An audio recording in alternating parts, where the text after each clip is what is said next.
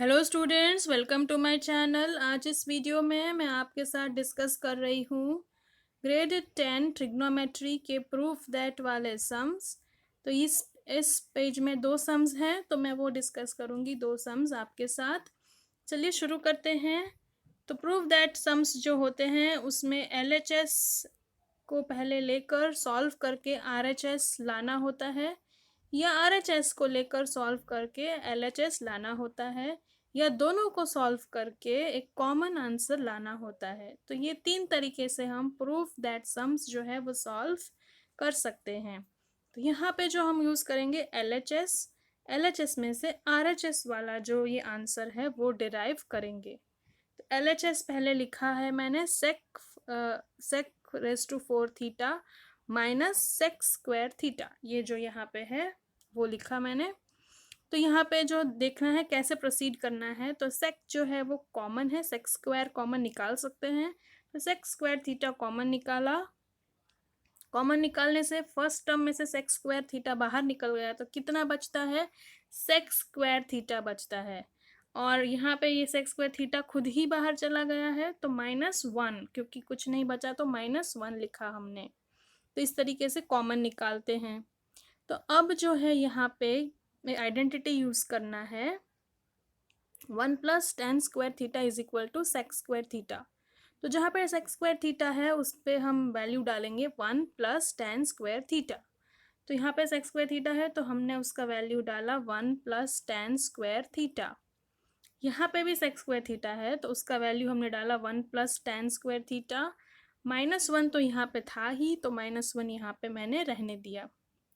अब ये +1 है -1 है तो ऑटोमेटिक दोनों कैंसिल हो जाते हैं। बचता है हमारे पास 1 + tan स्क्वायर थीटा इनटू ये एक tan थीटा। तो ये tan थीटा मैंने यहाँ पे लिख दिया है।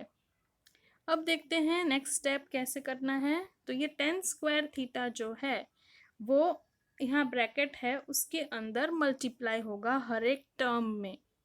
तो ये tan स्क्वायर थीटा ये 1 के साथ मल्टीप्लाई होगा, तो यहाँ पे प्लस का साइन। ये tan स्क्वायर थीटा जो है वो दूसरे tan स्क्वायर थीटा से मल्टीप्लाई होगा, तो क्या हो जाएगा? इस तरीके की जो आइडेंटिटी है वो यूज होगी। ए स्क्वायर इंटू ए स्क्वायर, तो बेस कॉमन है तो जो जो पावर है वो ऐड हो जाता है, a⁴ हो जाता है। सेम चीज यहाँ पे अप्लाई होगी, tan square theta into tan square theta क्या हो जाएगा?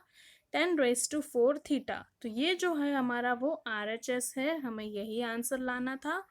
तो therefore we have proved LHS is equal to RHS।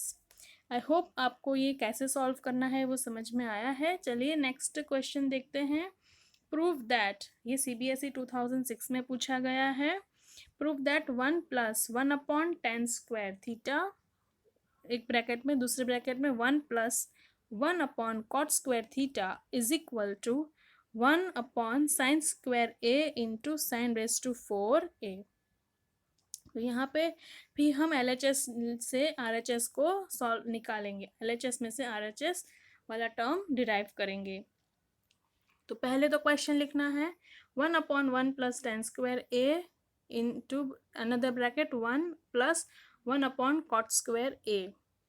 तो tan स्क्वायर a जो है वो नीचे LCM लेना है हमें, तो नीचे tan स्क्वायर a लिख दिया डिनोमिनेटर में। ऊपर का जो ये टर्म है इसके नीचे भी 1 है, तो वो न्यूमरेटर में भी मल्टीप्लाई होगा tan स्क्वायर a, तो यहाँ पे आएगा tan square a + 1। Similarly second term जो है हमारा ब्रैकेट में उसमें cot स्क्वायर a हमने LCM लिया, तो यहाँ पे cot स्क्वायर a और न्यूमरेटर में आएगा cot स्क्वायर a + 1, इस तरीके से आएगा। तो अब जो है हमारा यहाँ पे tan स्क्वायर a और cot स्क्वायर a वो उसकी वैल्यू डाली है हमने नीचे, यहाँ पे sin square a/cos square a और into cos square a/sin square a। तो ये दोनों को कॉम्प्लीमेंट करता है, एक दूसरे का अपोजिट है, इसलिए वो कैंसिल हो जाएगा। तो कैंसिल कर दिया है मैंने। तो न्यूमरेटर में क्या बचता है हमारे पास? 1 + tan square a into another bracket 1 + cot square a, ये हमारे पास बचता है।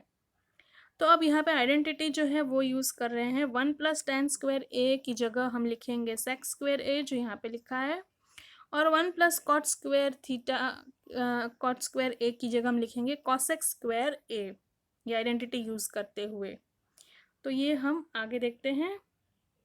तो ये आइडेंटिटी मैंने यूज़ करी, जो मैंने आपको समझाया यहाँ पे ये दोनों, तो इसलिए यहाँ पे आ गया कॉसेक स्क्वायर ए इंटू सेक स्क्वायर ए।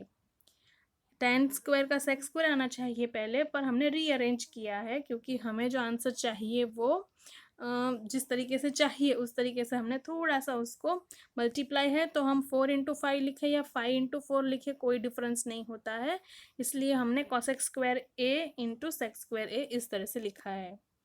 अब नेक्स्ट क्या है, तो इनकी वैल्यूज डालनी है। कॉसेक स्क्वायर ए क्या होता है, साइन स्क्वायर ए, तो 1/साइन स्क्वायर ए, और sec square A upon cos square A, तो इसलिए वो हमने उनका वैल्यू अप्लाई किया। तो यहाँ पे मल्टीप्लिकेशन की साइन है, तो न्यूमरेटर को न्यूमरेटर से मल्टीप्लाई करेंगे, डिनोमिनेटर को डिनोमिनेटर से मल्टीप्लाई करेंगे। तो इकट्ठा इस तरीके से मैंने ऐसे लिख दिया है, 1/साइन square A into cos square A. तो अब से होता है, तो यहाँ पे जो है साइन स्क्वायर ए तो है ही, और कॉस स्क्वायर ए की वैल्यू मैंने डाली 1 - साइन स्क्वायर ए। यहाँ पे ऊपर आइडेंटिटी मैंने लिखी है, आप देख सकते हो, 1 - sine square A is equal to cos square A. तो कॉस स्क्वायर ए की जो हमारी वैल्यू है वो मैंने 1 - साइन स्क्वायर ए डाली यहाँ पे। तो ये जो साइन स्क्वायर है वो अंदर मल्टीप्लाई करना है हर टर्म के साथ। तो sine square a multiply by 1 होगा, तो होगा sine square a. Minus sine है तो minus sine as it is यहाँ पे रहा है, आप देख सकते हो। और यही साइन स्क्वायर ए जो है वो सेकेंड टर्म के साथ मल्टीप्लाई होगा, तो क्या हो जाएगा, साइन रेज टू 4a। वही जो पहले मैंने समझाया, पहले सम में बेस सेम है तो पावर ऐड हो जाता है, तो साइन रेज टू 4a। तो इस तरीके से हमने LHS में से RHS वाला जो है वो प्रूफ कर दिया है।